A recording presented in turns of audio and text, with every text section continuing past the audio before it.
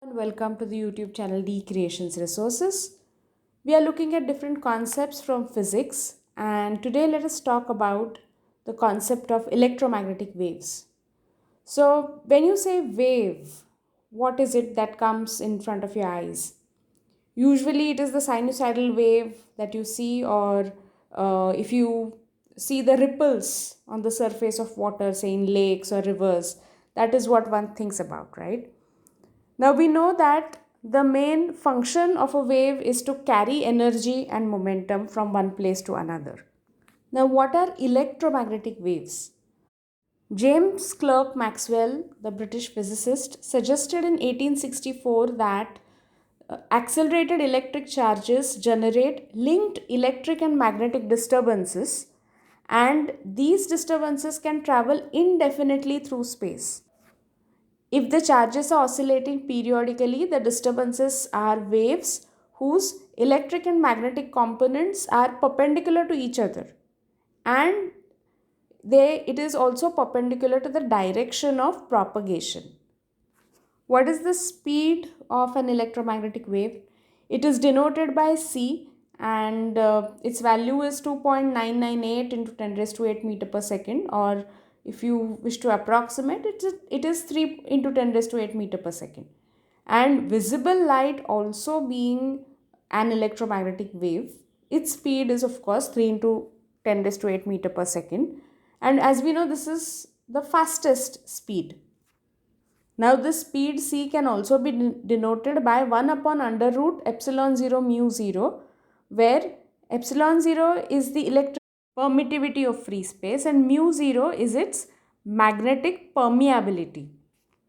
The direct experimental support for the idea of electromagnetic waves came from the work of German physicist Heinrich Hertz.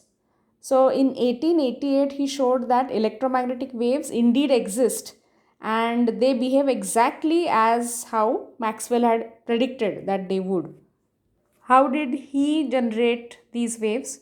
He applied an alternating current to air gap between two metal balls, and the width of the gap was kept such that a spark occurred each time the current reached a peak.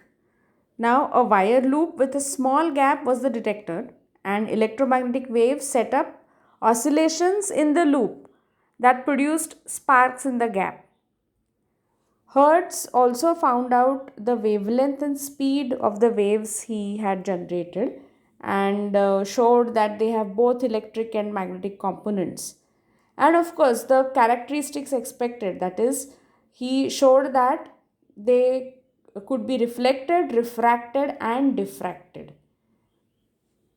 Now, earlier we spoke about light waves. So, are they the only electromagnetic waves? Of course not. They are the electromagnetic waves the eye responds to, and they constitute a small frequency interval in the entire electromagnetic spectrum. So all of you are aware of rainbow, Vibgyor, right? 7 colors.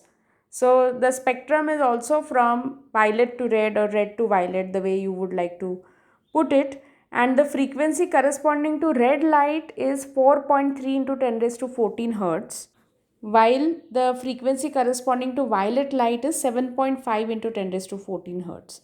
So this formulates the window for visible light. But then the entire electromagnetic wave spectrum have waves with lower frequencies as well as higher frequencies than that.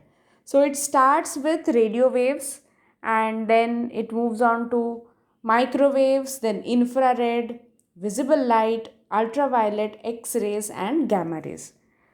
Of course, these waves do obey the principle of superposition, that is, when two or more waves of the same nature, if they are traveling past a point at the same time, then the instantaneous amplitude is the sum of the instantaneous amplitudes of the individual waves.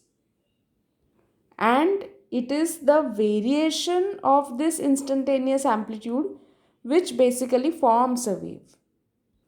So, when two or more waves of light or any other electromagnetic wave meet in a region, they interfere and produce a new wave whose instantaneous amplitude is the sum of those of the original waves.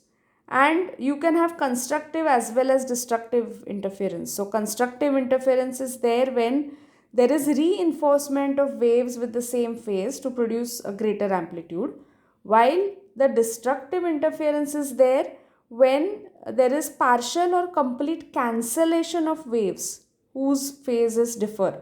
So it is obvious that if the two phases are in phase, they are going to interfere constructively, and if they are out of phase, then there is going to be destructive interference. So these are just the basics. We'll be discussing electromagnetic waves in detail, and especially we would be talking about some specific electromagnetic waves and how they can be used for different applications. So there are spectroscopies constituting of usage of certain window from the electromagnetic spectrum. So we'll be talking about that in detail as well. Thank you.